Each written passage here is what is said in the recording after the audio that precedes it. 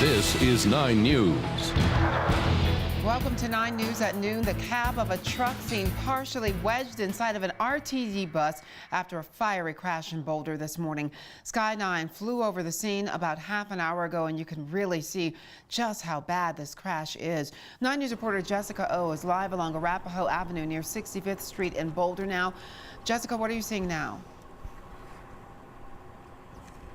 Taronda, well, first of all, Arapahoe Road is still closed right now as the investigation into this very intense crash, this 4-vehicle crash, continues. Investigators still at the scene right now, taking a closer look at exactly what happened. This is right across the street from Arapahoe Ridge High School, by the way. We're told it was sometime before 10 o'clock. That general maintenance and repair semi was traveling with a van directly behind it. It's from the same company. They had their flashers on and they were coming to some kind of stop when CSP troopers say the RTD van that's directly behind it, for some reason, could not come to a stop, came crashing into that white van, and that resulted in the intense crash that you're seeing right now, with the white van submerged inside of the windshield of that of the bus. We're told that driver had to be extricated from the vehicle as it was starting to catch fire. A witness is telling us he ran up to the scene, started praying with the driver, who was still mobile kind of at the time.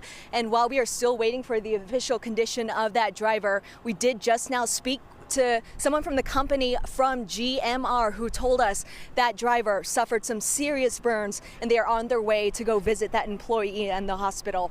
There were quite a few people in the bus, and also, if you can see behind the bus, there is a silver car. This was a 4-vehicle impact collision, and investigators telling us that silver vehicle just could not stop in time.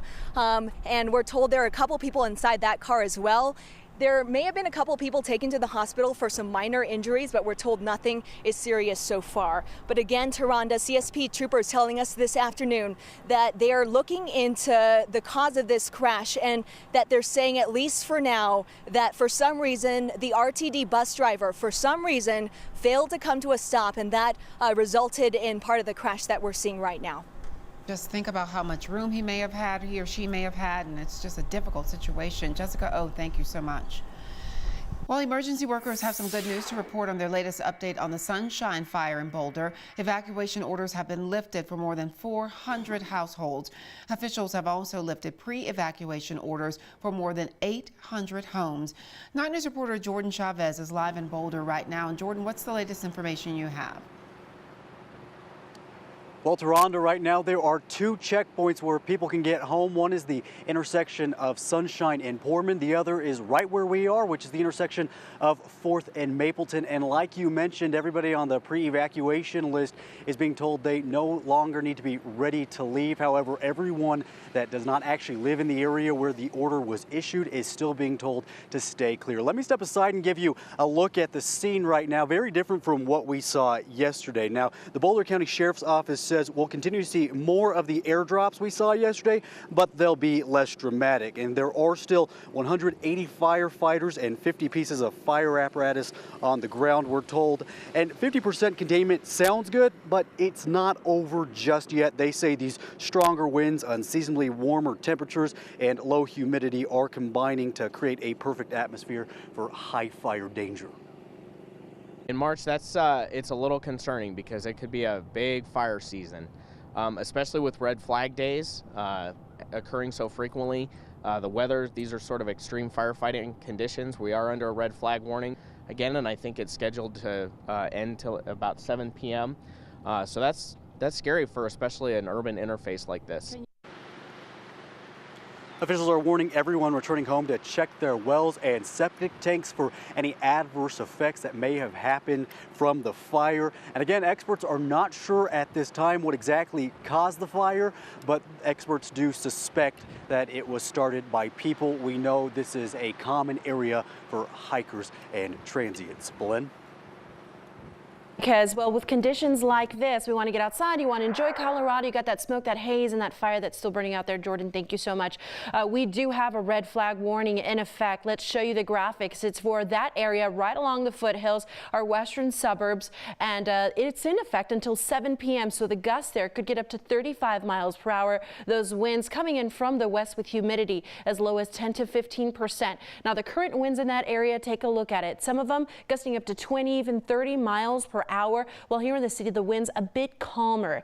Let's show you what the firefighters will be up against today in the Sunshine Fire Zone, because those winds coming in from the west gusting at times up to 20-30 miles per hour through 2 o'clock this afternoon. Kind of warm. We're talking about temperatures in the 70s out there, way above our normal high for this time of year. So it's windy, it's dry, and it's also very warm for the firefighters that are out there through this afternoon. These winds finally relaxing a tad, about 10% or 10 miles per hour rather, with temperatures in the low 60s.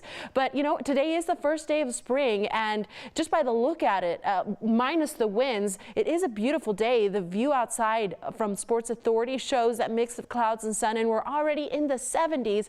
Close to the foothills, temperatures are in the 40s and in the 60s. Your highs for today will be rising into the upper 70s along the I-25 corridor, and also pretty warm for higher elevations as well. We're not going to get rid of the clouds. We wish those clouds would bring some rain or some snow, but that's just not going to be the case today. They're going to stick around with us all throughout the day. Now look ahead for the rest of the week, and this looks very promising. We're finally seeing a chance for some rain and even snow in the forecast a few times this week. I'll walk you through the rest of your work week coming up. It's good to see that we have a chance, Belen. Thank you. Today, FBI Director James Comey publicly confirmed that his agency is looking into whether the Trump campaign had any involvement in Russian hacking into the U.S. election. Comey is testifying before the House Intelligence Committee about that and about President Trump's claims that President Obama wiretapped him. NBC's Jennifer Johnson has more from Washington. FBI Director James Comey and NSA Director Admiral Mike Rogers in the hot seat as the House Intelligence Committee investigates Russia's interference in the 2016 election and whether Russian hackers got any help from the Trump team. Comey publicly confirming they'll follow the evidence. And that includes investigating the nature of any links between individuals associated with the Trump campaign and the Russian government. Trump administration denies any collusion. This morning, the president called it fake news and unleashed a Twitter storm, one saying the Democrats made up and pushed the Russian story as an excuse for running a terrible campaign. But committee members have doubts.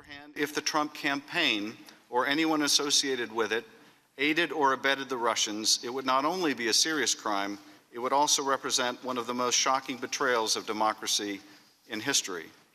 Committee members are also investigating Mr. Trump's allegations that President Obama wiretapped him during the election. With respect to the president's tweets about alleged wiretapping directed at him by the prior administration, I have no information that supports those tweets.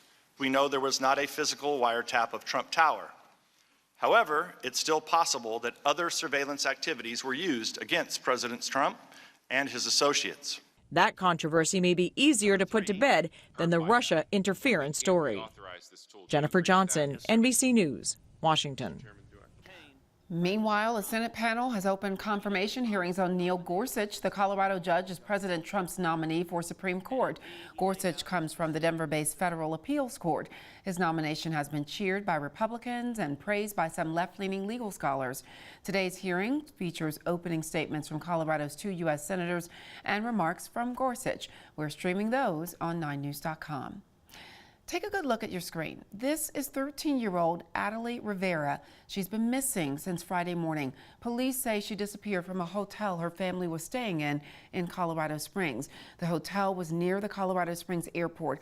If you recognize her, call the Colorado Springs Police Department. She is missing and they are still looking for her. The newest girl on Sesame Street may be the key to helping younger kids understand their classmates with autism. And Dr. Max joins us to talk about how this little redhead will help millions of kids